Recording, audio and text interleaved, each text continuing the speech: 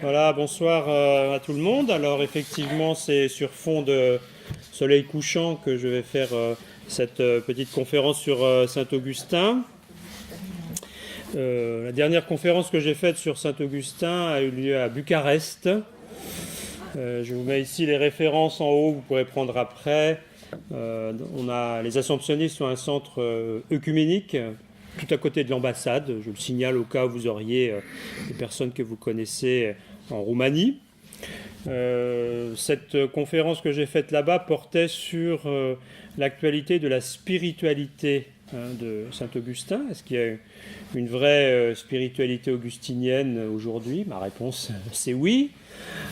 Mais encore faut-il le montrer, parce que les petits textes d'Augustin sur notamment la règle de Saint-Augustin sont assez brefs, et c'est à partir de là aussi qu'on peut peut-être développer une voie. Et puis la conférence que j'ai faite à l'université de théologie de Bucarest portait sur spécifiquement la question du peuple, le peuple de Dieu, chez Saint-Augustin. C'est le titre de la thèse de l'abbé Ratzinger, devenu pape par la suite. Vous savez que le pape Benoît XVI aimait beaucoup Saint-Augustin, aime beaucoup Saint-Augustin. Voilà, donc ça c'est pour mes dernières interventions publiques sur Saint-Augustin, mais je ne suis pas un monomaniaque d'Augustin. Il y a aussi d'autres intérêts, par exemple à Milan, au mois d'octobre dernier, je suis intervenu sur Origène, Saint Origène. Non, il n'a pas été canonisé justement. Et Saint Origène, la lecture des écritures d'Origène était vraiment aussi très, très, très instructive. Et donc Origène dira qu'il faut s'appliquer à la lecture des écritures. Voilà ce qu'il donne comme conseil à un plus jeune, qui s'appelle Grégoire le Thaumaturge. Donc je m'appliquerai ce soir à essayer de vous faire comprendre un peu le sens des Écritures d'après Augustin. Voilà, alors je vous ai dit ça, c'est pas simplement pour vous parler de mon empreinte écologique, qui est un peu forte, effectivement. Je suis venu à l'abbaye aussi, certains d'entre vous le savent, cet été, au mois d'août, parler de la lecture augustinienne des Écritures, la parole de Dieu pour Augustin. Parce que je crois que c'est vraiment quelque chose qui est important. C'est la voie aussi occidentale de compréhension de notre rapport à la Bible. Et on a tous besoin de progresser dans la connaissance, dans l'interprétation de la Bible. C'est un peu notre trésor, la Bible. Voilà, donc je ne vais pas ici vous faire la vie de Saint-Augustin. Sachez qu'il est né en 354, qu'il est mort en 430. Mais j'ai coutume de dire que c'est notre contemporain. C'est un homme du IVe siècle, mais qui continue de parler beaucoup. Donc je ne parle pas que des morts. Je parle aussi des gens qui nous inspirent. Et j'étais surpris cet été combien les gens qui étaient plutôt en vacances, qui étaient plutôt du côté de la plage qu'ici, étaient vraiment très très intéressés par Augustin. Pour moi, c'est toujours quelque chose d'un peu spectaculaire. Des gens qui n'ont jamais vraiment fréquenté ni la Bible, ni même d'ailleurs Augustin, dans certains cas, qui, commencent à ouvrir les yeux, ouvrir les oreilles dès qu'on parle de Saint-Augustin. Ça, c'est miraculeux. J'ai eu deux confrères assomptionnistes qui m'ont beaucoup initié. Ça fait une vingtaine d'années que je fais des retraites, des sessions, que je forme les novices dans ma congrégation et dans d'autres congrégations sur Augustin, sa spiritualité, sa vie. Je les cite parce que je vais m'inspirer beaucoup de l'un d'eux.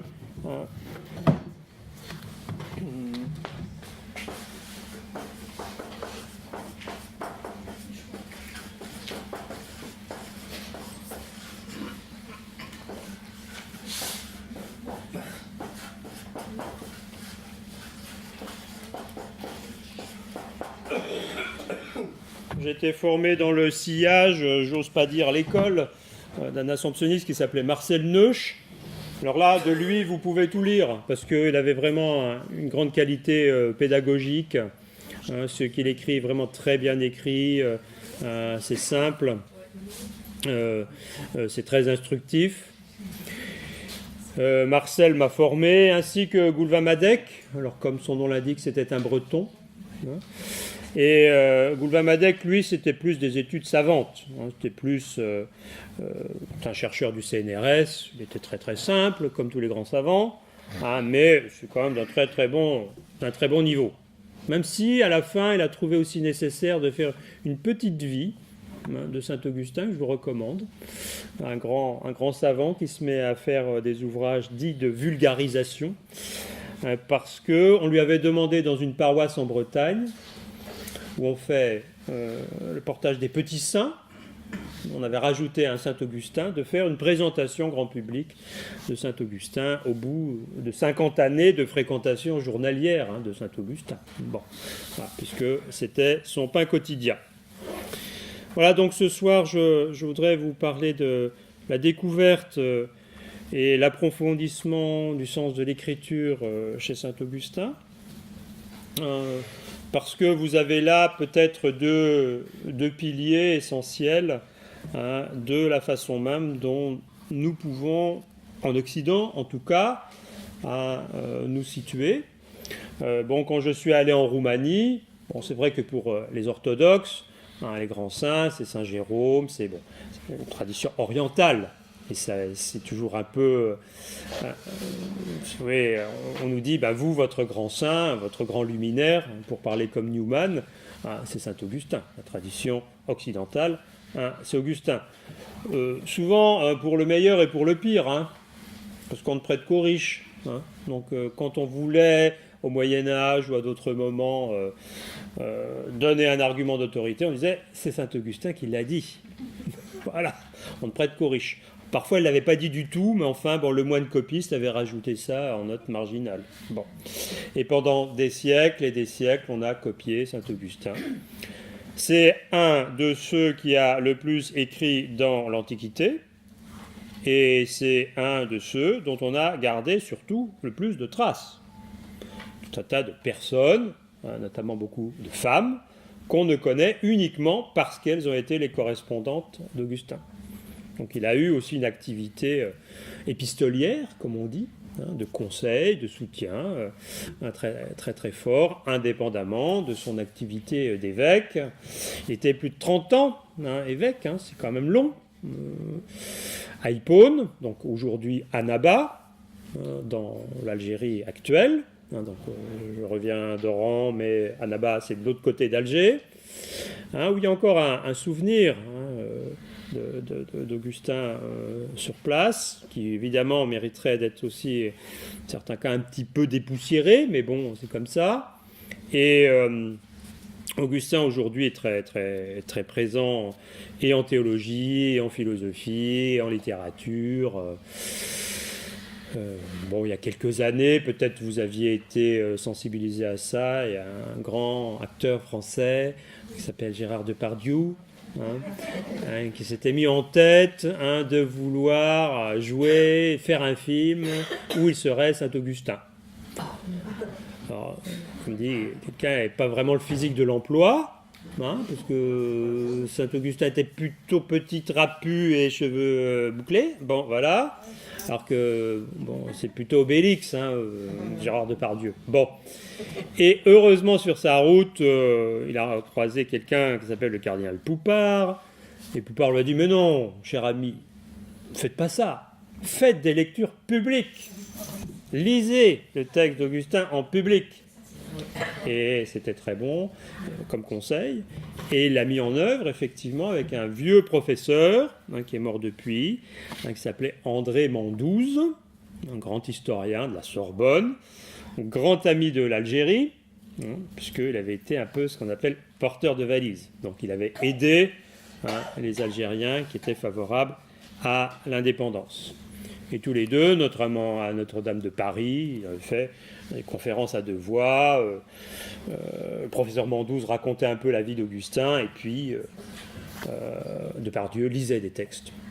Et on a déjà fait ici de la lecture de textes d'Augustin. Et ça, c'est vraiment une bonne façon d'approcher le texte d'Augustin, de goûter vraiment cette saveur renouvelée, sachant aussi qu'il faut avoir quelques petites clés de lecture pour les Augustins, pour pas trop se perdre dans un certain nombre de méandres.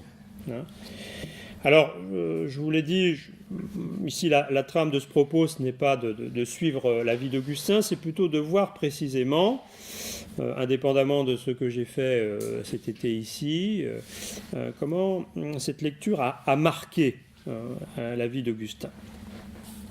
Alors, ce que je dirais d'abord pour commencer, c'est que la lecture de l'écriture, de la Bible, a été importante dans la conversion d'Augustin. Ça, c'est le premier point qui est vraiment essentiel à souligner. Vous savez comment se passe, ou du moins comment il raconte sa conversion dans les Confessions, le livre principal d'Augustin, qu'on continue à lire beaucoup.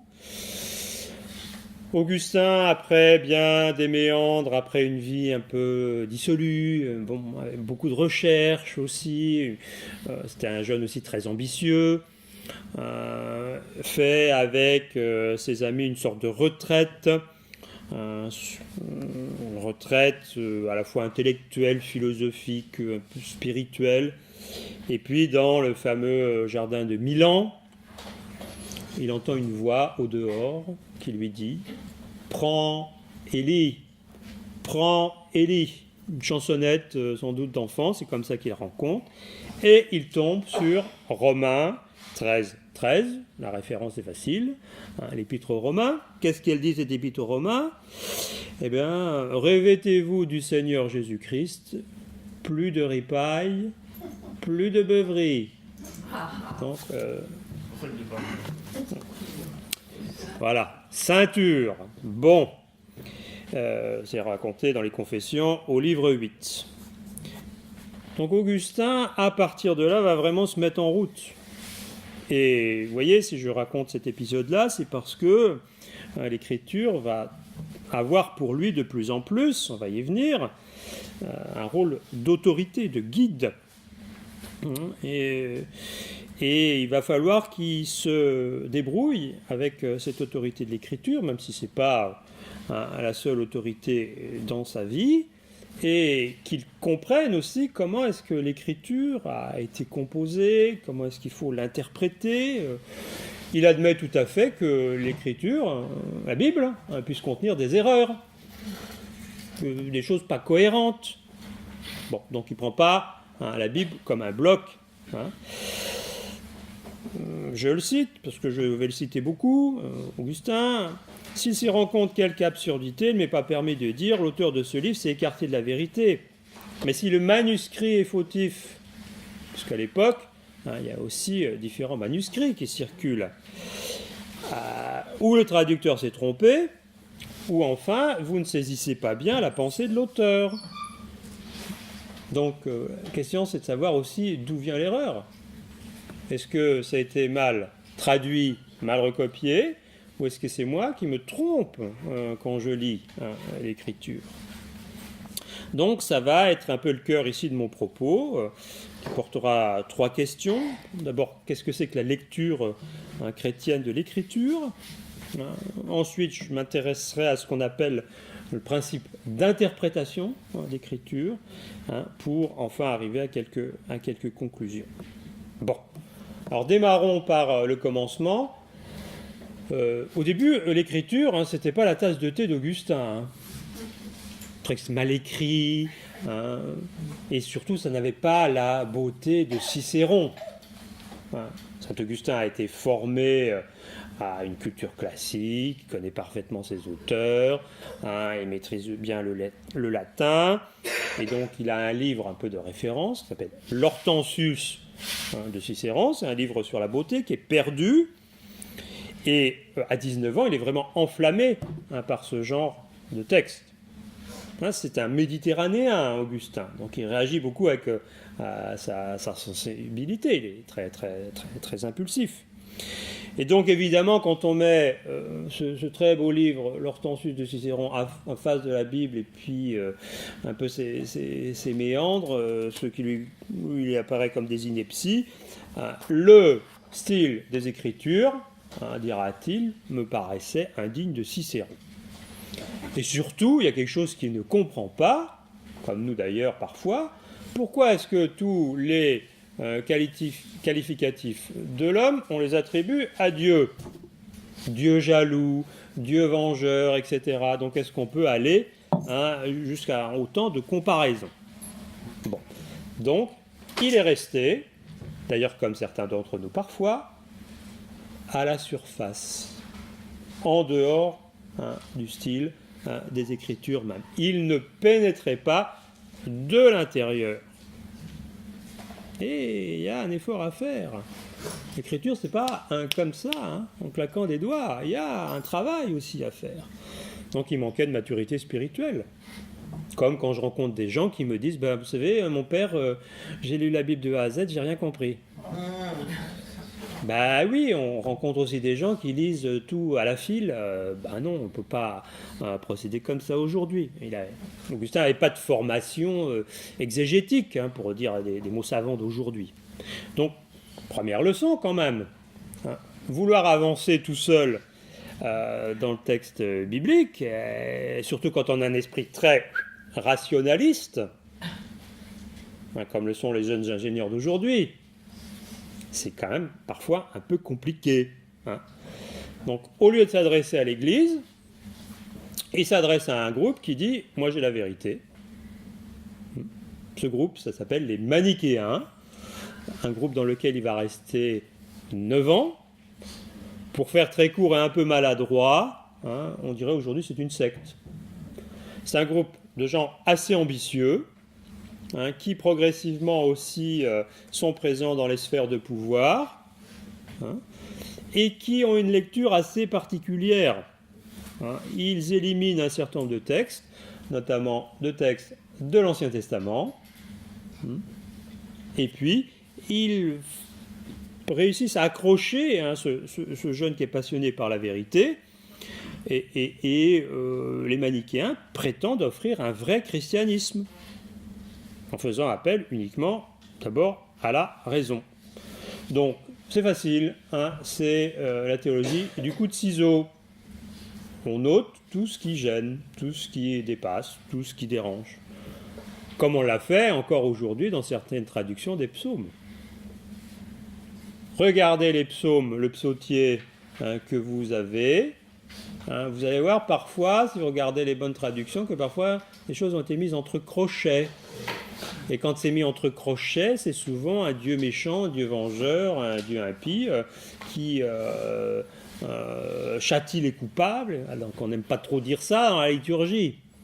Mais retrouver aussi un peu le sens de la liturgie, c'est voir aussi que dans les psaumes, il y a des choses qui sont assez dures. Bon. Donc, il garde de l'estime pour le Nouveau Testament, mais il élimine tout l'Ancien Testament. Dans un dessin qui est louable, c'est vraiment essayer de trouver une forme de cohérence. Mais bon, premier contact, c'est quand même un échec. Au lieu de se concentrer et puis de se tourner vers des interprètes qualifiés, comme il le fera après, notamment Saint Ambroise, et puis aussi un prêtre, Simplicien, qui va l'aider à comprendre le sens des Écritures, il se confie à des faussaires.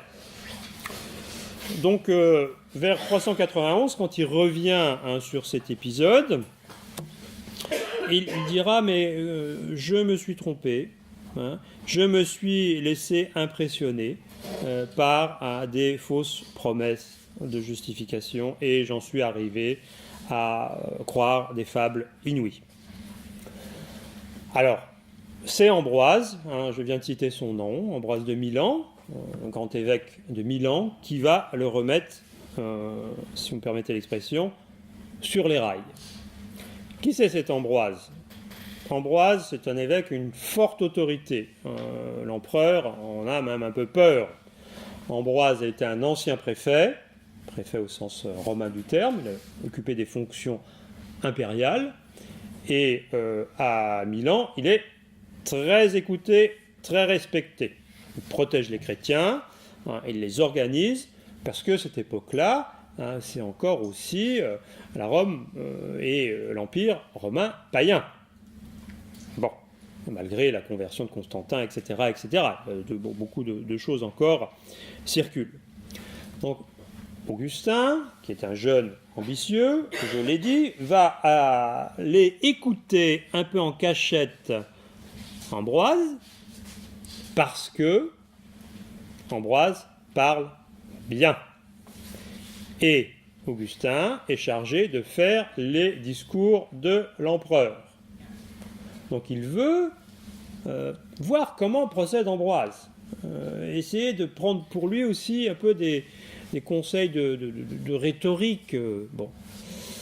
Augustin a eu plusieurs difficultés quand il était avant un peu enseignant. Ses étudiants étaient un peu chambardeurs, là, comme on dit. Puis partaient sans payer. Alors bon, il était parfois un peu découragé aussi. Bon. Donc Ambroise était sans doute quelqu'un d'assez doué dans la lecture des Écritures. Son approche n'était pas sélective, comme les manichéens, ou, comme le font certains aujourd'hui, littérale. On prend tout pour argent comptant. Non, c'est une approche beaucoup plus élaborée, avec aussi chez Ambroise un appui assez conséquent sur une recommandation de saint Paul. Saint Paul, deuxième épître aux Corinthiens 3, 6. La lettre tue, l'esprit vivifie. La lettre, si vous prenez tout à la lettre, vous passez à côté du sens. L'être tue, le sens littéral. L'esprit, oui, si vous mettez en marche un peu votre intelligence, si vous discutez avec d'autres, si vous avez une forme d'inspiration, alors là, oui, le sens des Écritures va vous devenir beaucoup plus proche, beaucoup plus familier. Donc il ne faut pas s'arrêter à la lecture du texte, qui dans certains cas peut scandaliser, à juste titre. Découper ses ennemis en morceaux, pas très glorieux. Il faut chercher le sens spirituel ou figuré qui se cache sous la lettre. Bon. Donc, je cite Augustin, je pense que c'est important. Ambroise disait une chose que j'entendais avec joie. La lettre tue, mais l'esprit vivifie. Et en même temps, dans des textes qui semblaient à la lettre contenir une doctrine perverse, il soulevait le voile mystique et découvrait un sens spirituel. Vous voyez, donc Augustin, qui est quand même quelqu'un d'assez futé, se rend bien compte que là, il faut faire preuve aussi d'une certaine distance, d'un certain recul vis-à-vis des textes de la Bible. Donc restait pour lui à mettre en œuvre cette interprétation spirituelle, et donc dès sa conversion, dans cette retraite-là, Cassisiacum, dont j'ai un peu parlé, il va se mettre à lire, à dévorer, comme le font certains, peut-être certains d'entre vous accompagnent des catéchumènes, la Bible. Et puis aussi, c'est une culture très orale à l'époque, il s'adonne au chant des psaumes. Les psaumes. Et les psaumes, à l'époque, on les connaît par cœur. On le voit très bien dans certains sermons d'Augustin. Augustin commence à lire un psaume et l'assemblée continue. La culture de l'époque, c'est une culture orale. Où on a assimilé comme ça, et le lieu où on apprend cette culture-là, c'est l'assemblée liturgique. Il n'y a pas tellement d'autres lieux de formation. C'est pas quelqu'un qui le soir lit la Bible à côté de son lit. C'est pas ça du tout. D'ailleurs, c'est pas la Bible à côté de son lit, parce que c'est pas la Bible de Gutenberg. Ce sont les rouleaux de l'écriture. Du temps d'Augustin, les livres sont encore en rouleau. Donc quand on va à la bibliothèque, au scriptorium, on sort le rouleau. Il y a plein de textes de la Bible qui circulent, qui sont parfois contradictoires entre eux. Les choses ne sont pas stabilisé.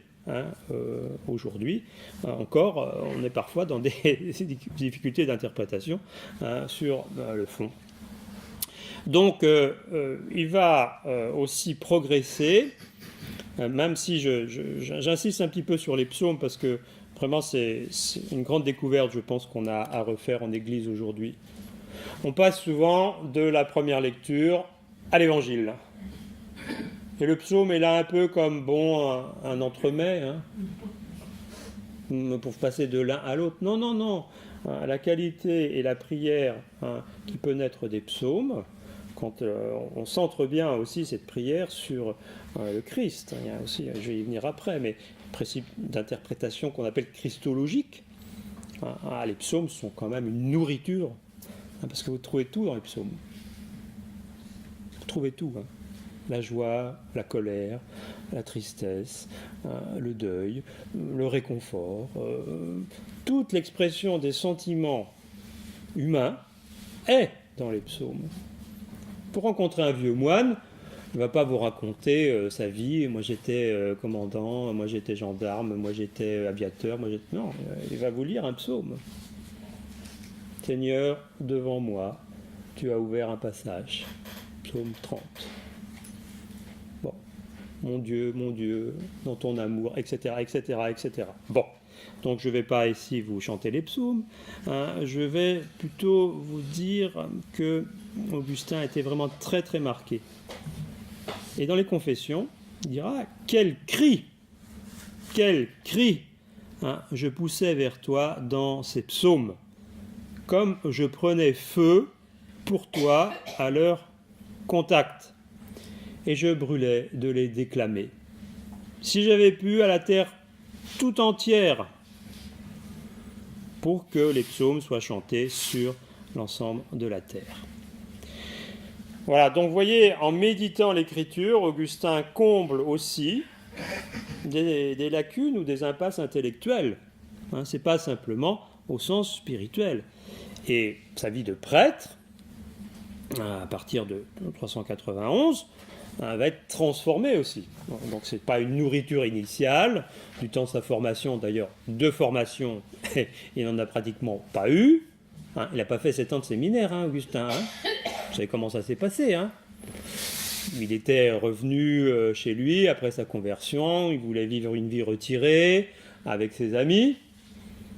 Puis déjà sa renommée était importante, donc les gens ont commencé à affluer de tous les côtés pour vivre cette vie avec lui.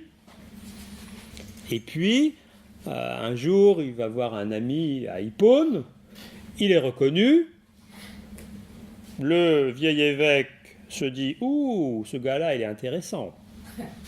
Il est traîné, jusqu'à la basilique, cathédrale, et puis les gens crient « Augustin prêtre », il est fait prêtre, sur le champ. Bah oui, il n'a pas fait 7 ans de séminaire. Bon, voilà. Donc c'est comme ça qu'on fait. Et puis ce pauvre évêque Valérius, il meurt l'année d'après. Donc Augustin devient évêque. Bon, voilà. Donc ça va aller très vite pour lui. Il a été auxiliaire et puis tout de suite a pris la place de Valérius.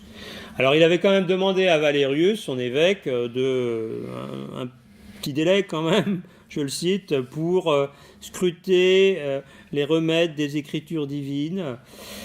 Les remèdes des Écritures divines, j'aime beaucoup l'expression. Je pense l'Écriture comme un remède. Ce n'est pas que des cachets, la société du cachet. Non, l'écriture, c'est aussi une façon de nous accompagner dans nos blessures, et nous aider aussi parfois à guérir, par la prière et la lecture, pour faire en sorte qu'une santé convenable fût accordée à mon âme. Voilà. Donc il y a toujours chez lui ce jeu entre la santé et le salut. Un esprit sain dans un corps sain, mais la santé et le salut sont liés. La santé, ce n'est pas que du physique ou du psychique. C'est aussi une bonne santé spirituelle. Ça compte énormément, y compris dans des thérapies, dans des formes aussi de reprise de soi. Bon. Donc, ce qu'il n'a pas eu le temps de faire avant, mais qui sera la source de sa prédication, de sa catéchèse, et plus largement de sa théologie, sera toujours fait à la lumière de l'Écriture. Alors, on dit encore aujourd'hui, pour les théologiens, l'Écriture est l'âme de la théologie. L'âme de la théologie. Et chacun de nous peut être théologien. Ce n'est pas réservé aux gens qui ont fait Bac plus 15. Mais si nous avons, et c'est ça la condition, si nous avons le souci de revenir, de nous abreuver, de nous alimenter à l'Écriture. Voilà. Ça, c'est important à dire aujourd'hui. Et l'Écriture à la lumière du Christ, de la foi dans le Christ. La fin de la loi, dira-t-il, c'est le Christ. Bon. Alors, comment est-ce que Augustin aborde désormais l'Écriture ? Il est tout à fait conscient que nous sommes tous différents et que nous avons des interprétations multiples et donc il refuse l'interprétation exclusive. Il y a des gens qui veulent interpréter par une seule ligne. Alors les textes du magistère romain, comme on dit, aujourd'hui reconnaissent depuis le milieu du XXe siècle, on a un petit peu attendu quand même, il y a eu une fameuse crise moderniste au début du siècle, qu'il y a une pluralité de lectures de l'écriture. Aujourd'hui, il y a une lecture psychanalytique, historico-critique, une lecture plus centrée sur la théologie de la libération. Bref, on n'est pas obligé tous de lire l'écriture de la même façon. Bon. Cependant, il importe pour Augustin d'avoir quand même un certain nombre de règles à mettre en œuvre. Parce qu'il y a certains passages, le sens devient un peu incertain.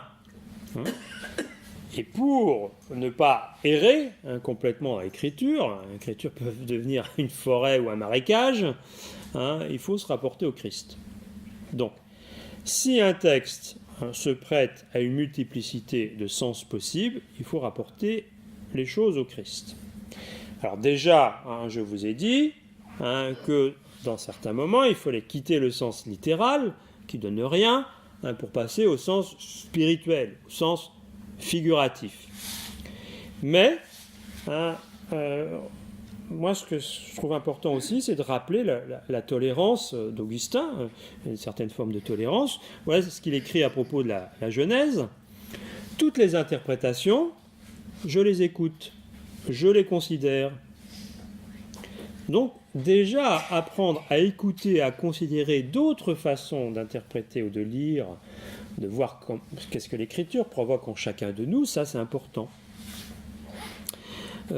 Parce qu'il se dit, et c'est très juste, je vais peut-être découvrir à travers l'autre des choses que je n'avais pas compris moi-même. L'autre va peut-être me révéler un sens, et il s'en trouve tout à fait heureux. Il n'est pas du tout gêné qu'un autre ait découvert des choses que lui-même n'a pas trouvées. Donc cette tolérance à propos de l'écriture, moi ça me parle beaucoup aujourd'hui. Il dira qu'un texte peut suggérer une multitude d'idées parfaitement vraies. Nul ne peut prétendre détenir une pensée exclusive d'un auteur. Là, en l'occurrence, il parle de Moïse à propos du Pentateuque. Ce qui est important, c'est pour lui de ne pas blesser la charité. C'est-à-dire laisser aussi à l'autre la possibilité d'aller sur son chemin de découverte des Écritures et de révélation de la façon dont Dieu lui parle. Ne pas blesser la charité, pour que chacun puisse aussi avancer. Je cite Augustin dans ce commentaire du livre de la Genèse. Ainsi, quand quelqu'un viendra me dire « La pensée de Moïse, c'est la mienne », et un autre qui dira « Pas du tout, c'est la mienne », j'aimerais avoir un peu plus d'esprit religieux en disant pourquoi pas l'un et l'autre, si l'un et l'autre sont vrais. Et puis, s'il y a un autre sens, un troisième, un quatrième, qu'on en trouve un autre, pourquoi pas ? Vous voyez ? Donc ça, c'est pas ramener à une subjectivité, c'est se rendre compte aussi que l'interprétation de l'écriture, elle est liée à des circonstances. Elle est liée aussi à à l'histoire, on a fait des découvertes depuis le 19e siècle. La lecture de l'écriture, elle n'est pas intangible. Bon. Donc, en défendant une interprétation plurielle, Augustin fait avancer une forme de reconnaissance. Et pour lui, les deux testaments, on dit aussi parfois les deux alliances, première alliance, seconde alliance, bon, restons à deux testaments, n'ont pas le même statut. Évidemment, on va y venir, le Nouveau Testament ne disqualifie pas l'Ancien. Mais rapportons-nous d'abord à l'Ancien Testament, première alliance, qui n'a pas toujours encore bonne presse chez nous aujourd'hui. Je cite Augustin. Pour l'ensemble des Écritures appelées l'Ancien Testament, la tradition offre à ceux qui désirent le connaître et s'y appliquer 4 formes d'interprétation. Première forme, il y a l'exégèse historique, quand on enseigne ce qui s'est passé. Il est important de savoir ce qui s'est passé, historiquement. Bon. Deuxième forme d'exégèse, étiologique, quand on montre la cause de tel fait ou de telle parole. Troisième forme, l'exégèse analogique, quand on établit qu'il n'y a pas de contradiction entre les deux testaments, l'Ancien et le Nouveau. Et puis, aussi, et Augustin y aura recours, peut-être un peu trop, je le concède, à l'exégèse allégorique. Qu'est-ce que c'est l'exégèse allégorique? C'est ne pas prendre au pied de la lettre un certain nombre de textes, mais prendre au sens figuré. Bon. Vous voyez, donc déjà, c'est ce que reprendra d'ailleurs le cardinal de Lubac par la suite, les 4 sens de l'écriture. Déjà prendre en considération différentes formes de rapport à l'écriture, ça ouvre le champ. Je dois dire, bon, en le regrettant parfois un peu, que du côté catholique, parfois fait moins d'efforts que du côté de nos amis protestants. Ils sont bien meilleurs interprètes dans certains cas de l'écriture que nous autres. Bon, alors, restons d'abord sur les 2 premiers niveaux, historique et théologique. Bon, ça reste aussi là un peu à la surface du sens littéral. Les 2 autres, bon, surtout l'exégèse allégorique, relèvent du sens spirituel. Mais, si vous voulez, pourquoi c'est important? C'est parce que, pour lui, le Nouveau Testament lève le voile de choses qui sont contenues dans l'Ancien Testament. Donc, pour le dire un peu autrement, le Nouveau Testament nous révèle le Christ, ok, mais la présence de l'Esprit, du Christ, de Dieu, est déjà là dans l'Ancien. Donc c'est sous le regard du Christ qu'on doit lire l'Ancien Testament. L'Ancien n'est pas périmé.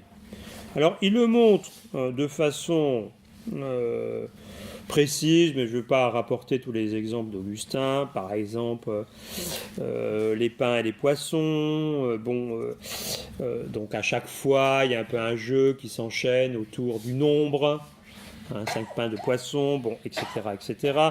Je ne vais pas m'arrêter trop là-dessus.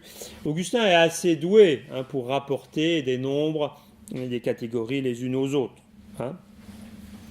Mais retenez cette image aussi que pour lui, la clé de lecture, c'est aussi le fait que le Nouveau Testament peut dévoiler ce qui resterait énigmatique, il dira caché par la balle, comme une graine qui est entourée de sa balle, dans l'Ancien. Donc si j'emploie un gros mot, qu'emploient beaucoup les universitaires, il met en place une herméneutique. Herméneutique. Vous pouvez mettre à la place interprétation. Il met en place une forme d'interprétation. Le nouveau accomplit l'Ancien. Le nouveau accomplit l'Ancien. Mais l'Ancien permet de comprendre aussi des éléments de la symbolique du Nouveau. Donc il y a une réciprocité. Ricoeur, j'ai fait ici une conférence sur Ricoeur. Ricoeur était un grand spécialiste aussi de la Bible. Il dira qu'il y a un cercle herméneutique, il y a une circulation entre les textes de l'Ancien et du Nouveau Testament. Mais le critère décisif qui va vraiment s'imposer pour lui dans l'interprétation des Écritures, c'est le Christ lui-même. Tout dans l'Écriture se rapporte, converge, regarde, vous le dites comme vous voulez, vers le Christ. Tout est présent dans le Christ.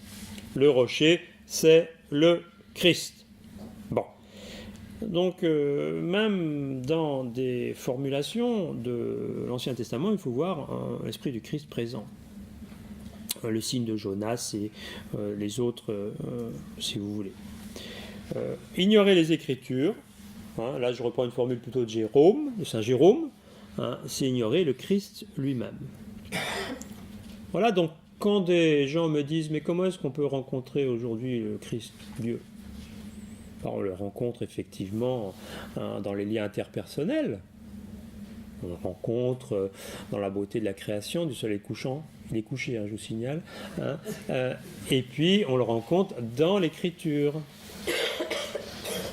Dans l'Écriture. L'Écriture, c'est une forme de médiation que l'Église respecte. Et bon, c'est toujours un peu, par rapport à nos frères et amis musulmans, toujours un peu désobligeant pour eux quand ils voient, vu l'importance qu'ils accordent au Coran, la façon dont nous on range l'écriture un peu n'importe où, et puis on met quelque chose dessus. Ils n'aiment pas trop ça. Bon. Donc, le Christ, c'est l'alpha et l'oméga des Écritures. Le Christ, c'est l'unique foyer, l'unique clé de la compréhension. Tout parle du Christ. Quelqu'un qui ne va pas s'y tromper, c'est Luther. Luther dira à vos babioles, vos fariboles, à vos indulgences et machins, vous basta avec tout ça. Mettez ça de côté, revenez à l'essentiel, c'est le Christ. Et tordre l'Écriture, c'est tordre le Christ lui-même. Je cite Augustin. Sur quelques points que l'esprit de l'homme hésite en entendant les divines Écritures, qu'il ne s'éloigne pas du Christ. Quand le Christ lui aura été révélé dans ses paroles, qu'il sache qu'il en a l'intelligence. Mais tant qu'il n'aura pas compris le Christ dans ces mêmes paroles, qu'il n'ait pas la présomption de croire qu'il les a comprises. Bon, voilà, donc vraiment, c'est un point important de cette intervention, principe christologique et un principe fondamental. Le mystère de l'Ancien Testament se cache dans le Nouveau. Voilà. On pourrait le dire en latin, Novum Testamentum in vetere latet, et vetus in novo patet. C'est quelque chose qu'on dit beaucoup aux séminaristes pour les inciter aussi à lire l'Ancien Testament et pas à passer trop vite. Je le disais à propos des psaumes. Pourquoi ? Parce que aussi dans la lecture des psaumes, il y a des choses qui relèvent, dira Augustin, de la tête, le Christ lui-même, et des choses qui relèvent du corps, c'est-à-dire l'Église, le peuple de Dieu. Et nous ne devons pas séparer la tête et le corps. Nous ne devons pas séparer la tête et le corps. Si un membre du corps a mal, c'est le Christ lui-même qui a mal. Blesser le corps du Christ, c'est blesser le Christ lui-même. Et donc ça, c'est aussi pour tous ceux qui disent « Ouais, Jésus, tout ça, super. L'Église, bof. Dieu, oui, l'Église, non. » Non, on découvre aussi Dieu dans son Église. On ne découvre pas Dieu que dans l'Église, ok, surtout pas dans le bâtiment. L'ensemble des chrétiens, des croyants. On le trouve effectivement dans le monde, bien entendu. Mais il ne faut pas dissocier une recherche qui serait une recherche dénuée de toute forme d'incarnation. L'écriture, donc, de ce point de vue-là, au dire d'Augustin, c'est une forme de science, prenez pas au sens moderne du terme, au sens plutôt ancien, qui permet aussi de transmettre. Et ça, j'aime bien aussi cette idée-là, c'est une science qui permet de transmettre. Oui, dans certains cas, donner en cadeau une Bible, c'est pas un geste neutre. Mais c'est une façon de transmettre aussi un héritage. Et des Bibles, on pourra discuter de ça après si vous le souhaitez, il y en a de toutes les formes, de tous les styles, de tous les temps. Vous pouvez prendre des Bibles plus érudites avec des notes, il y a des Bibles plus simplifiées, il y a des Bibles plus littéraires, je pense à la Bible de Bayard, etc. etc. Mais c'est ça qui, pour Augustin, donne du souffle et des ailes. Alors il distingue, j'avance dans mon exposé, l'auteur, le récepteur et la vérité. C'est un peu les principes d'herméneutique aussi. D'abord l'auteur. Qui est l'auteur du texte? Qu'est-ce qu'il a voulu dire? Alors, évidemment, l'auteur n'est plus là. Donc, parfois on hésite. Les plus paresseux d'entre nous vont dire l'auteur c'est Dieu, point final. Oui, mais enfin, l'auteur passe quand même par un certain nombre de médiations. Alors on va dire, c'est Saint Jean, c'est Saint Paul, c'est... Puis d'autres vont corriger tout de suite. Ah ben non, c'est pas Saint Jean, c'est la communauté johannique. Ce qui n'est pas pareil, déjà. Et donc là, se tenir un peu au courant des progrès ou des recherches... En certains cas, les bras nous en tombent, parce que combien de gens croient encore que c'est Moïse qui a écrit les 5 premiers livres de l'Ancien Testament? Patateuque. Mais non. Donc voilà, il y a quand même un certain nombre de faits qui sont établis. Les contextes de rédaction de Saint Marc, ou celui de Saint Matthieu qui s'adresse à des Juifs, ou un contexte moins polémique, plus apaisé de l'historien Saint Luc, c'est pas pareil. La haute spiritualité de Saint Jean, la façon dont la première épître de Saint Jean corrige l'évangile de Saint Jean, c'est pas la même chose. Donc un minimum de repères, pas simplement de chronologie, mais de contexte, nous aide à comprendre les problèmes des Corinthiens, qui ne sont pas ceux des Colossiens, qui ne sont pas ceux du séjour à Rome de Paul, etc. etc. Donc l'auteur, Augustin dira, l'auteur s'en est allé, et maintenant je suis seul. Donc qui pourra m'ouvrir le sens de cet auteur? Il dira, Seigneur, ouvre-moi le sens de ce qui a été dit. Et ça, c'est très, très intéressant parce que chacun n'est pas renvoyé à son propre jugement. C'est aussi Dieu qui nous parle. On va y arriver. Il dira, la vérité, elle n'est ni hébraïque, ni latine, ni grecque, ni barbare. Parce qu'il était aussi devant une moisson de textes, je vous l'ai dit. Moisson de textes, des textes d'origine très différente qui circulaient, donc on n'avait pas encore établi un corpus canonique que l'on a aujourd'hui. La Bible circulait de façon fragmentaire dans différentes langues. Augustin a travaillé essentiellement à partir du latin, alors que Saint Jérôme traduisait à partir de l'hébreu à Jérusalem. Puis il y avait une traduction, la Septante, en grec. Bon. Voilà, donc l'écriture est devenue nécessaire, mais c'est d'abord pour nous rendre attentifs à l'écoute d'une vérité intérieure. Il se peut que rien ne résonne. Il se peut, à certains moments, là il faut s'interroger aussi sur soi, si je suis fatigué, inattentif, etc., si j'ai trop de soucis, que ça ne produise aucun sens. Alors pourquoi l'écriture? Donc c'est pour effectivement communiquer avec Dieu. Il y a une explication chez saint Augustin, c'est que avant le péché, ça c'est évidemment une image, Adam, au jardin, était en communication, en contact direct avec Dieu, avec la vérité, sans médiation. Or, Adam, c'est ça le péché, c'est détourné de cette source. Et donc, il a fallu des signes, des avertissements, au sens un peu latin du terme, pour nous ramener vers Dieu. Donc voilà, les confessions, c'est ce qui nous ramène vers Dieu. Donc, l'auteur. Mais dans toute communication, il y a aussi le récepteur et le lecteur. Alors, la parole, elle peut effectivement tomber dans le vide. Le texte reste lettre morte. Si l'écriture fait sens, c'est pas dans ces cas-là uniquement au-delà de la lettre, c'est parce qu'elle produit une forme d'illumination. Elle produit une transformation. Or, qui nous instruit dans ce cas-là, pour Augustin, c'est le maître intérieur. Certains d'entre vous connaissent peut-être cette théologie du maître intérieur. C'est le Christ qui, en dedans de nous, nous instruit. C'est son inspiration qui nous permet véritablement de découvrir sa voie, son chemin. Sinon, c'est vraiment très en vain qu'au dehors, tout peut résonner. Tout peut résonner en dehors, mais ça ne produit aucun effet intérieur.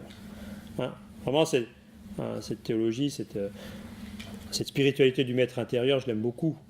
Parce que combien d'entre nous, nous sommes toujours à l'extérieur de nous-mêmes.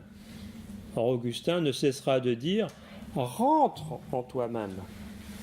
Ne reste pas à la surface des choses, rentre en toi-même. Mais pas pour y ruminer et pour y macérer des choses horribles, pour t'ouvrir à Dieu. Parce que sa conviction, c'est que Dieu parle au cœur de chacun de nous. Et oui, et Dieu parle au cœur de chacun des hommes aujourd'hui, chrétiens ou non chrétiens. Sans communication, sans voie directe, sans contact. Voilà. Quand vous écoutez des Algériens qui vous disent « Dieu m'a parlé en songe et je veux devenir chrétien », alors qu'ils n'ont rencontré aucun chrétien, à quelque chose de mystérieux. Dieu parle au cœur de l'homme, de tout homme. Et j'embrasse toutes les femmes. Donc la question, c'est de se dire aujourd'hui quels sont les moyens de communication.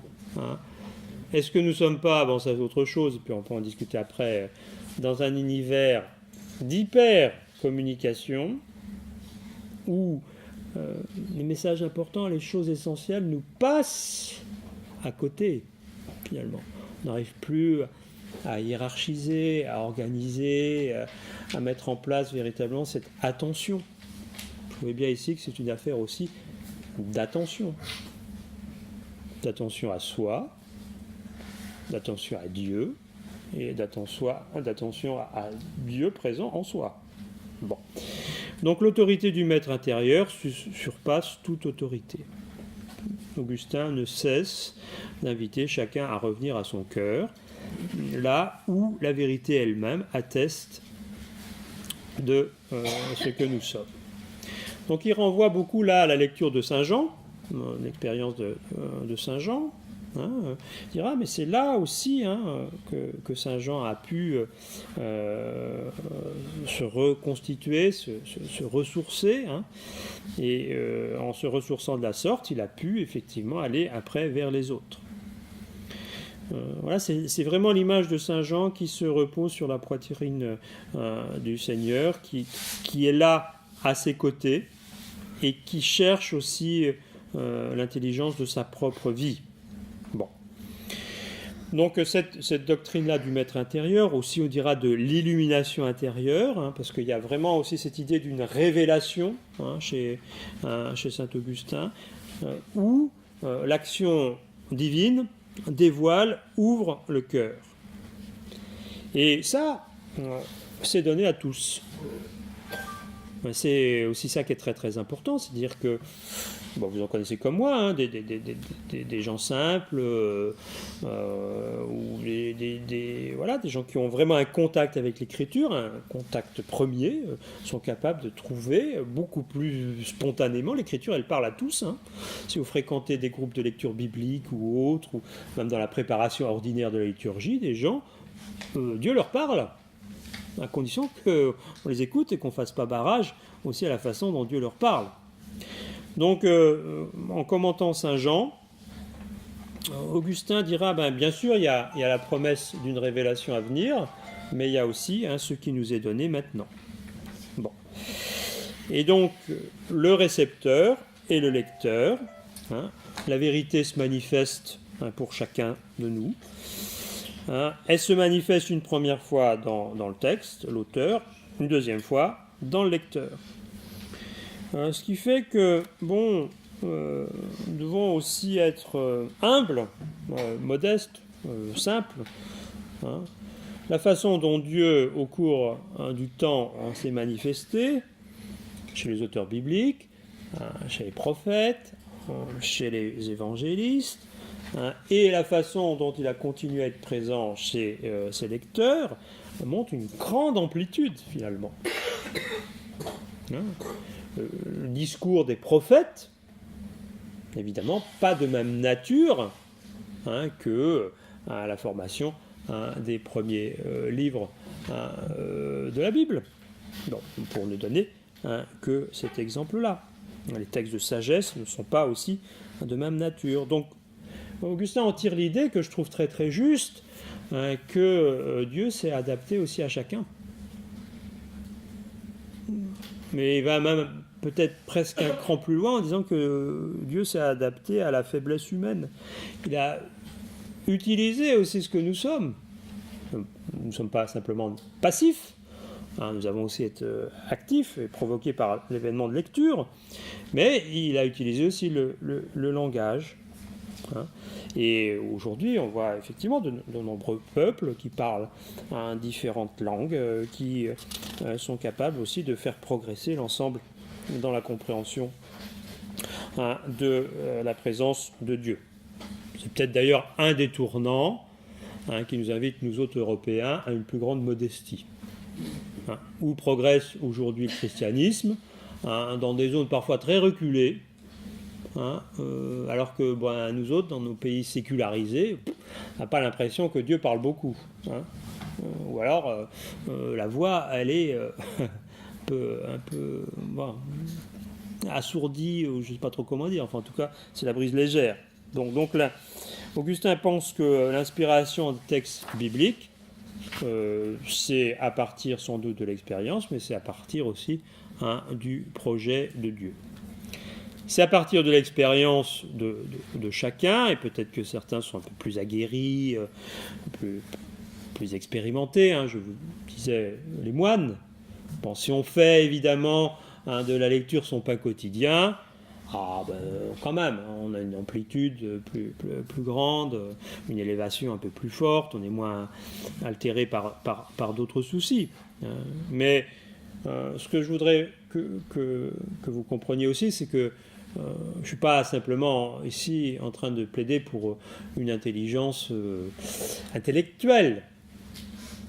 Pour Augustin, ce qui compte, c'est l'intelligence du cœur. Est-ce qu'on lit aussi avec le cœur ? Bon. Et cette inspiration de Dieu qui s'adresse à tous, c'est d'abord le travail du cœur. Voilà, donc ce n'est pas simplement le fruit d'une érudition, d'un travail humain d'interprétation, c'est aussi une fécondité qui nous vient de cette fréquentation. On peut employer le terme de fréquentation amoureuse de la Bible. Est-ce qu'on est des amoureux de l'écriture ou pas ? Est-ce qu'on regarde ça vraiment à distance ? Non. Aujourd'hui, il y a plein d'auteurs, des écrivains contemporains et autres qui ont un regard très très heureux, positif, bienveillant vis-à-vis des textes sacrés, notamment de l'écriture. Et c'est cette bienveillance aussi. Ainsi, on se méfie, si on est toujours à distance, effectivement, le texte biblique ne peut pas nous parler beaucoup. Donc, je vais conclure. Pour Augustin, il y a un seul maître, vous l'avez compris, c'est le maître intérieur, qui puisse authentifier l'interprétation. Mais l'accès à la vérité, et c'est ça que j'ai essayé de vous montrer, passe par cette médiation des Écritures. Médiation, classiquement, vous le savez, en théologie catholique, c'est la médiation des Écritures, c'est la médiation de l'Église et la médiation du Christ lui-même. Et il ne cessera toute sa vie de célébrer, de rappeler, de louer l'admirable profondeur des Écritures. Je le cite dans les Confessions, j'ai eu foi dans tes livres. Il parle à Dieu. J'ai mis ma foi dans tes livres et dans leurs paroles, qui sont pour moi, je cite encore Augustin, des mystères profonds. Donc voilà vraiment ce qu'il y a à retenir ici. Sur les petits papiers, comment concrètement avancer dans la lecture des Écritures, c'est ce qui vous a été un peu proposé. Ce que je vous dis ici, sur quoi je suis amené à conclure, c'est que c'est une affaire aussi de disposition spirituelle. C'est une affaire de disposition. L'attitude fondamentale préconisée par Augustin, c'est l'humilité. L'humilité devant l'Écriture, qui nous enseigne inlassablement, qui que nous soyons, dans quelques circonstances que nous soyons.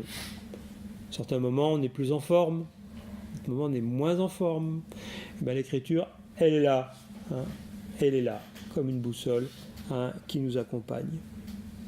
L'Écriture, elle est adaptée à la diversité de ce que nous sommes, à la diversité de nos formes mentales, de nos esprits, que nous soyons plus astucieux, que nous soyons moins. L'autorité d'écriture, elle est aujourd'hui, pour Augustin, sans doute fragile, vulnérable, mais elle est aussi réelle. Et se laisser instruire, se laisser transformer, c'est sans cesse pour Augustin un appel de Dieu. L'Écriture est là parce que Dieu cherche à rentrer en contact avec nous. Peut-être que nous cherchons à aller vers lui, et c'est tout à fait louable. On cherche plus ou moins. Ça dépend aussi des moments.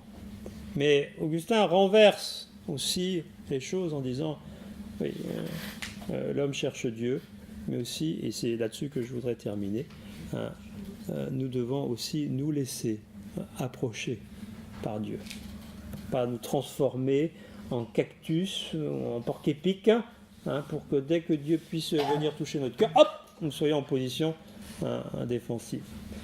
Voilà, je vous laisse là-dessus, puis je peux répondre à vos questions si vous le souhaitez.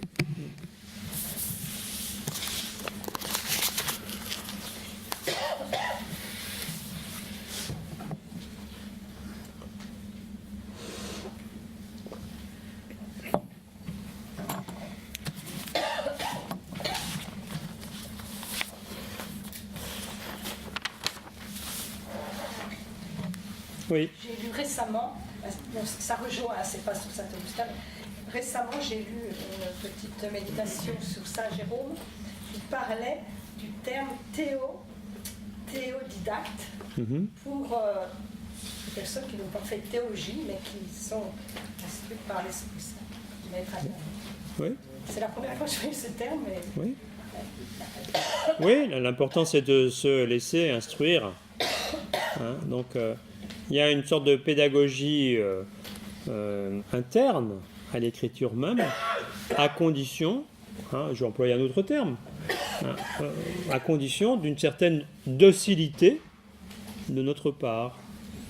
Or, nous aimons bien parfois, pour faire court, couper les cheveux en quatre, et nous sommes rebelles.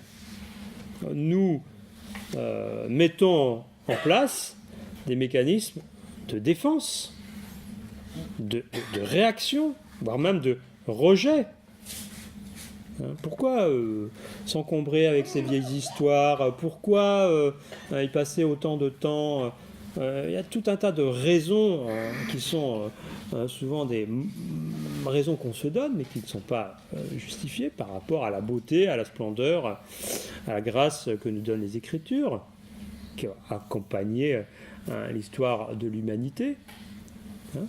Ça ne disqualifie absolument pas les autres textes sacrés de l'humanité. On peut chercher les traces du divin, la Bhagavad Gita, ou dans le Coran, ou dans d'autres.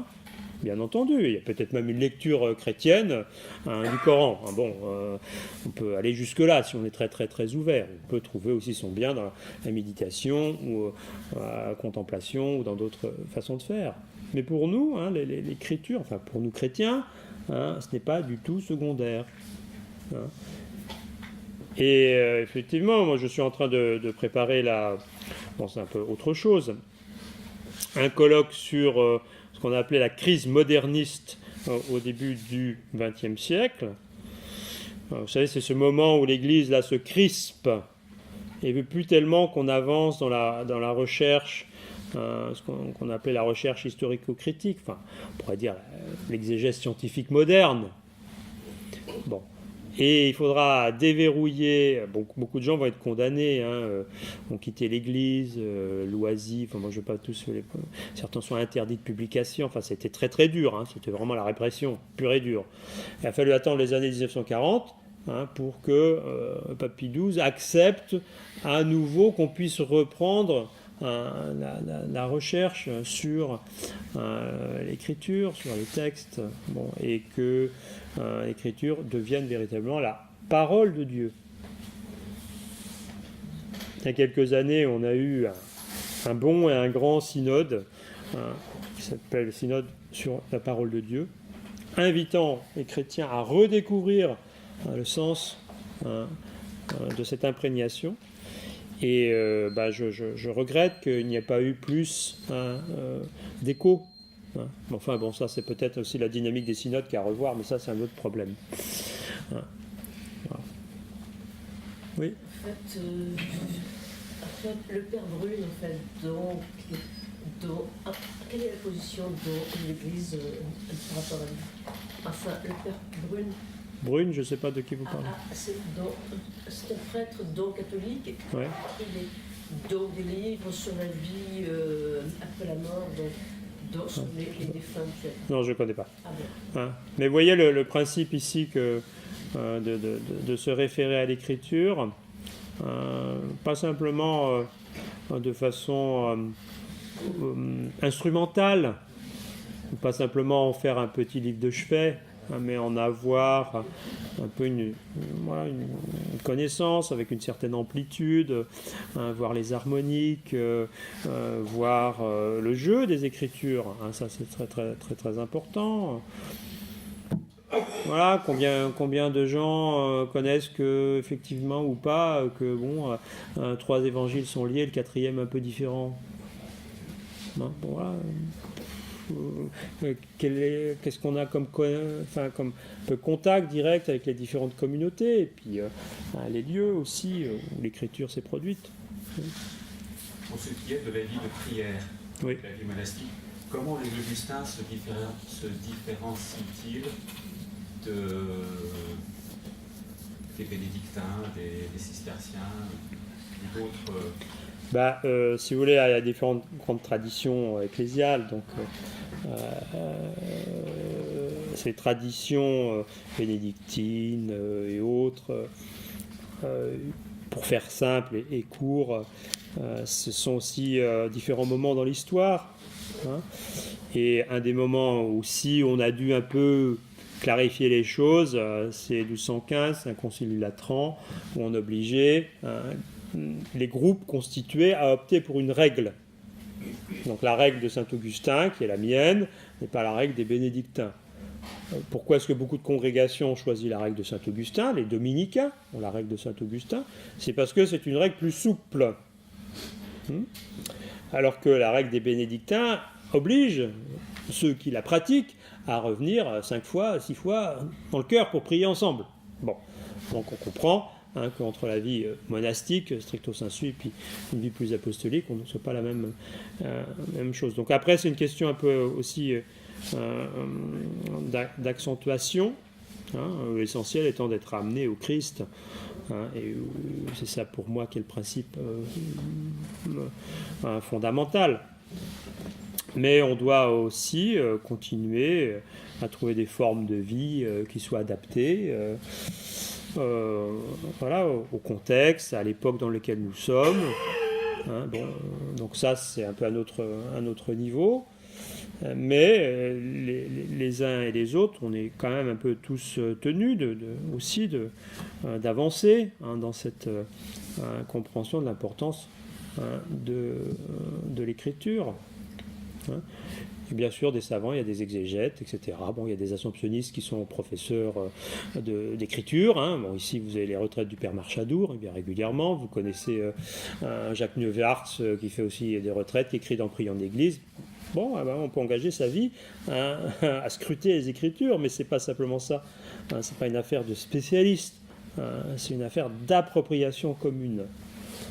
Et une communauté est d'autant plus vivante, communauté paroissiale ou autre, qu'elle a bien aussi au cœur de faire découvrir ça.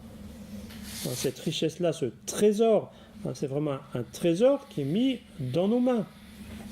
Et que, dans certains cas, je trouve, on exploite un peu timidement, disons ça comme ça. Une véritable insertion, une véritable plongée dans ce qu'Augustin appelait le bain des Écritures. C'est comme plonger dans un bain, un peu bouleverser la vie. Il n'y a pas besoin d'aller à Jérusalem pour le comprendre. Isabelle. L'histoire de l'art a beaucoup repris des thèmes de la Bible. Comment est-ce que vous voyez que actuellement cette histoire de l'art puisse être expliquée de manière à faire comprendre justement les Écritures? Comment vous voyez ça? Alors, c'est ce qui nous manque, et on le sait, le problème est analysé depuis très, très, très, très longtemps, c'est le déficit de formation et de culture religieuse. Bon, voilà, donc je suis un fervent partisan de ce qu'on appelait le rapport Debray. Quelques années, ça fait presque maintenant 15 ans. On commande à un conseiller du président de l'époque, qui était François Mitterrand, un rapport sur ce qu'on appelait l'enseignement du fait religieux, en constatant que ça devient catastrophique dans le domaine de l'art ou dans le domaine de la culture. 80% de nos musées sont remplis d'œuvres religieuses. On va visiter la moindre cathédrale, personne n'y comprend rien. On dit rendez-vous à la croisée des transepts, alors vous en trouvez certains à la sacristie, les autres au porche, etc. Bon, c'est pas simplement le problème des guides des musées et dans certains cas les explications sont un peu fragiles, et les guides de cathédrale. C'est le problème que notre imprégnation même et notre insertion même dans la culture contemporaine n'est pas possible sans un minimum de culture religieuse. Culture religieuse, et je ne parle pas que de la culture chrétienne, c'est la connaissance juive, l'islam, etc. Bon. Donc ce rapport de Debray, sur lequel beaucoup avaient mis des espoirs, en disant c'est une approche scientifique, rigoureuse, c'est pas une approche convictionnelle, ça ne sera pas fait par les dignitaires religieux, mais ça sera fait par des gens dans le cadre et le strict respect de la laïcité. Et bien ce rapport a fait pchit. Et Debray a fini par claquer la porte. On a créé quand même en France un certain nombre d'instituts des faits religieux. Il y en a un qui marche bien en Bourgogne, il y en a un autre à Arras, etc., etc. Il y en a un à Paris rue Cresson, qui produisent des études un peu érudites. Mais le niveau de formation de base dans les instituts de formation des maîtres et autres n'a pas augmenté de façon significative. Or, un certain nombre d'autres rapports, pas que le rapport de Debray, un rapport d'un spécialiste d'histoire, le rapport Joutard et d'autres, allaient vraiment dans le même sens en disant il faut que nous ayons une meilleure compréhension de la culture religieuse des uns et des autres parce que c'est un facteur de paix, d'entente, de fraternité entre nous. Faute de quoi, nous avons des expressions parfois très déficientes. Par exemple, on nous parle du réveillon de Noël. J'ai entendu ça, un journal de 20h l'autre jour. Le réveillon de Noël, la messe de minuit, le réveillon de Noël. Enfin bref, une confusion assez large. Assez honteuse sur une télé publique. Enfin bref. Mais aussi, on se réveille au dernier moment et on veut jouer les pompiers parce qu'on n'a pas assez travaillé avant. Donc il y a beaucoup d'argent qui aujourd'hui est un peu déversé sur des spécialistes qui voudraient travailler sur la déradicalisation parce qu'on se rend compte qu'effectivement, si on ne comprend pas bien l'islam, certains donnent des interprétations erronées et puis après les gens basculent dans la violence, etc. etc. Alors que non, la majorité des musulmans en France cherchent à vivre paisiblement. Donc, pour ce qui concerne le côté chrétien, quelqu'un que j'aimais beaucoup, qui est mort il n'y a pas longtemps, qui s'appelle le cardinal Torrent, français, en charge du dialogue interreligieux, disait « Chaque religion doit balayer devant sa porte ». Et donc, la meilleure façon d'éviter le fanatisme, le fondamentalisme dans toutes les religions, c'est de faire un effort commun qui n'est pas disproportionné dans certains cas à nos possibilités. Mais que voulez-vous, si les agents un peu préposés, pastoraux, prêtres et autres ne jouent pas le jeu eux-mêmes, c'est-à-dire si vous allez à la messe et que vous avez un catalogue de préceptes moraux qui n'ont rien à voir avec l'évangile, ça marche pas, quoi. Donc ça donne pas le goût, alors que vraiment ça devrait être notre nourriture. J'ai attiré votre attention sur la diversité, la beauté, la simplicité des psaumes.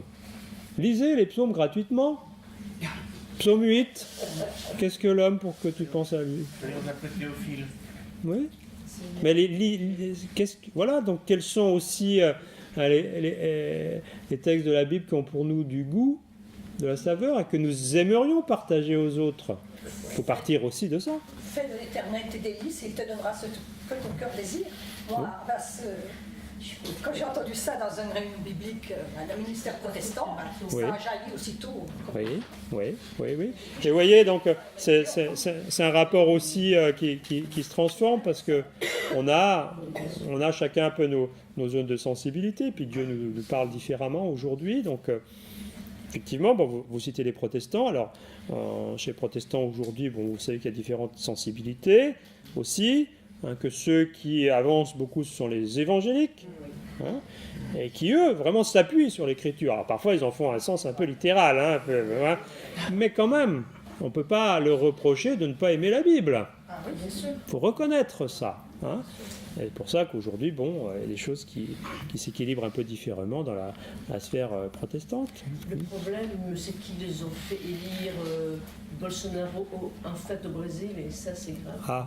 Ça, voilà. Alors ça, c'est l'interaction du politique et puis du religieux. Dans toutes les religions, c'est pareil. Voilà, donc quand on se sert des Écritures, qu'on en fait une lecture littérale ou fondamentaliste, sans distance suffisante, on se trompe. Donc il y a beaucoup de pays, effectivement, on pourrait rêver d'un rapport plus pacifié. Mais en fait, moi, surtout, désolé de le dire ici, c'est quand même l'ignorance, et dans certains cas, l'ignorance un peu satisfaite. Or, moi, je constate aussi qu'un certain nombre de jeunes aujourd'hui ont soif de découvrir. Ils sont sans préjugés. C'est ni pour ni contre, c'est montrez-nous les effets de ce que vous dites et puis faites-nous avancer. Il y a ce côté pragmatique chez un certain nombre de gens aujourd'hui, de catéchumènes, des jeunes et autres, que j'aime beaucoup. Montrez-nous. Et effectivement, dès que les gens lisent les choses un peu fortement, ils disent c'est super, ça peut nourrir la vie. On ne vit pas que de pain, différentes façons aussi de vivre aujourd'hui. Donc il y a une vraie soif spirituelle. Le lieu ici on est vraiment aussi l'indice, mais qu'il faut accompagner. Il faut y aller, il faut retrousser les manches, il faut prendre les cahiers évangiles, il y a plein de petits moyens. Voilà, si vous voulez faire une petite minute de publicité, priez en église. Désolé, ce que fait Roselyne Dupont-Roch, ce que fait mon amie Marie-Laure Durand, les tout petits pavés que vous avez d'exégèse, c'est parfois en 5 lignes. c'est vraiment top. Ouais, c'est des bonnes biblistes. Des bonnes biblistes qui sont capables de débrouiller les choses un peu compliquées parfois. Et on a besoin de moyens simples à la portée de tous. Hein, Parce que lorsqu'on fait partie des équipes funérailles, c'est pas toujours commode de rencontrer des gens qui ne connaissent rien du tout à la Bible. Mais alors, quand on leur fait lire les psaumes, il y a quelque chose qui va. Et surtout, ils retombent à pieds joints sur les legs de Saint-Jean. Ça, alors, c'est leur bonheur absolu. Les legs de Saint-Jean. Oui. Au début, ils diront, on ne connaît pas trop, puis quand c'est beau. Ah oui, vraiment. Ah oui, Dieu est amour, civil, etc. Oui, mais c'est pour ça qu'il faut aussi que chacun de nous, on peut faire que chacun de nous ait un peu son petit matériel portatif, les textes avec lesquels on est à l'aise, les choses qu'on a envie de partager. Oui, pardon. Ce que je voulais dire, une chose informative, c'est vous parliez de la signification des statues, etc. Il y a actuellement des gens qui font des recherches là-dessus. Parce qu'en particulier pour la gestuelle dans la statuaire. Et la deuxième chose, il y a des recherches aussi sur les couleurs. Et ce sont des professeurs d'université, je ne saurais pas vous. Mais ça existe. Et pour ce qui est de la pédagogie de la statuaire, je ne sais plus parce que j'ai déménagé, mais à Notre-Dame de Paris, il y avait un des chanoines qui, tous les jours, l'après-midi, avait une équipe de volontaires qui expliquait les murs voilà. Et il y avait de tout, des touristes qui s'arrêtaient, etc. Et, donc ça pourrait être partout, ça. Oui. Alors la deuxième chose que je voulais dire, là c'est plus du tout informatif, c'est que pour les démarches que vous nous indiquez, il faut d'abord qu'il y ait de la place. Quand on dit mettons-nous en la présence de Dieu et adorons-le, on peut se mettre en présence de Dieu, mais si on est tellement plein de bruit, de lecture et de ça, il n'y a plus de place pour Dieu. Et c'est ça qui me trouble beaucoup dans le monde actuel, c'est que les gens sont très occupés. Ouais. Sursaturés d'informations alors qu'on sait la peur du vide, enfin différentes façons d'expliciter. Mais en même temps, ce qu'il faut dire aussi, c'est que les gens cherchent ça. Cherche à en sortir. Parfois de façon intuitive, parfois de façon maladroite, parfois de façon plus construite. Vous voyez par exemple l'omniprésence des nouvelles technologies de l'information et de la communication, du monde d'Internet et autres, crée aussi, notamment chez les jeunes, enfin les études le montrent, un désir de s'extraire de ça, de ne pas être connecté en permanence.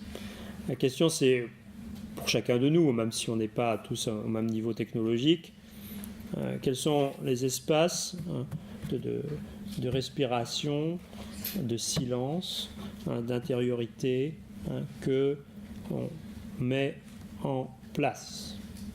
Moi je suis convaincu que dans les écoles, on commence tout petit, d'autres pourraient le dire, si c'est le charivari, si c'est le bruit, et on sait combien les collègues, parfois sur 50 minutes de cours, ils doivent se battre un quart d'heure pour faire en sorte que les enfants soient calmes. Voilà, c'est ça la réalité du monde d'aujourd'hui. Ça ne veut pas dire qu'il n'y a rien à faire, mais ça veut dire aussi que c'est à partir de là qu'on peut faire découvrir des choses.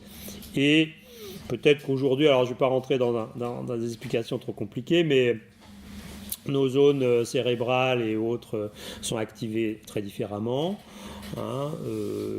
L'attention peut être très soutenue et très très forte sur différents registres et sur différents champs en même temps. Mais cette concentration, cette intensité ne va pas pouvoir être très longue. Voilà. Pour donner un exemple, pour me faire comprendre, un certain nombre de mes étudiants, j'écoute le prof, ils discutent avec le copain ou la copine pendant le même temps, et puis ils sont sur Internet avec quelqu'un en train de chatter, soi-disant en prenant les notes de cours. Donc ils sont sur 1, 2, 3 espaces à la fois en même temps. Mais ils ne peuvent pas faire ça très très longtemps parce que ça pompe énormément d'énergie. Voilà. Et ils ont des capacités très très conséquentes. C'est-à-dire qu'ils ont parfois un champ de connaissances très élargi, des choses que je ne connais pas. Mais parfois, les modalités de construction de tout ça, c'est très très embryonnaire. C'est parfois vraiment de briques et de broc. Ça tient par la peinture, comme on dit. Il faut plutôt leur donner des éléments pour mettre un peu d'ordre là-dedans, de hiérarchie. Et puis après, voilà, quand il y a de la confiance et quand il y a un peu de lien, là, les questions sérieuses commencent à surgir. Mais pas comme ça tout de suite. J'ai envie de dire presque aussi avec l'écriture, il y a aussi cet apprivoisement. Pas terminé par le Petit Prince, mais bon, c'est aussi l'apprivoisement. Des choses qui peuvent nous sembler dures au départ. Mais oui, l'écriture ne va pas se révéler comme ça. Il peut être d'ordre un peu du combat. Puis des choses vont se mettre en place. Voilà. Pour ça, je disais tout à l'heure, il y a différents styles de Bible. Il y a des Bibles plus érudites que d'autres. Si vous faites un peu d'exégèse, vaut mieux prendre la Bible de Jérusalem ou la Tob. Parce que vous avez les petites notes qui vont vous aider à comprendre le sens des mots. Si vous voulez passer à la vitesse supérieure, on peut apprendre le grec et puis on peut comparer différentes versions. Ensuite, on peut avoir une présentation synoptique. Donc là, vous pouvez comparer Marc, Matthieu, Luc. Vous pouvez aussi avoir le niveau intertextuel, parce que la Bible se renvoie sans cesse à d'autres textes. Mais vraiment, aujourd'hui, ce qu'on a beaucoup redécouvert, c'est combien, dans les paroles même de Jésus, il se réfère en permanence à son héritage. En permanence. En permanence. Et donc ça, c'est très très important de le dire pour aujourd'hui, parce que ça aussi crée un autre type de relation avec nos frères aînés, nos bibliothécaires, comme disait saint Augustin, juifs. Nous devons reconnaître que nous sommes héritiers aussi de là. Nous avons à reconnaître cela. Et pour nous, ça ouvre des champs aussi de compréhension de notre insertion très très très très différents, n'avant aucune supériorité sur qui que ce soit. Mais c'est vraiment avec beaucoup de modestie, et l'écriture, c'est une école de modestie que nous devons approcher aujourd'hui, ces réalités-là, qui sont des réalités saintes, et qu'on peut vite aussi dévaloriser, banaliser ou remplacer par tout un fatras d'interdits, de normes, de règles qui n'ont rien à voir. Vous voyez, je crois qu'aussi l'écriture, c'est un garde-fou. Un garde-fou pour aujourd'hui. Sinon, c'est l'esprit humain qui comble et qui veut totalement récupérer les choses, à la fois, dans certains cas, dans une volonté de toute puissance, de tout maîtriser, et pas reconnaître cette altérité qui nous vient de Dieu. Et la Bible nous empêche de nous refermer sur nous-mêmes. Mais rien que pour ça, comme dit l'autre, ça vaut le coup. Voilà, ça vous va ? Eh bien, bonne soirée.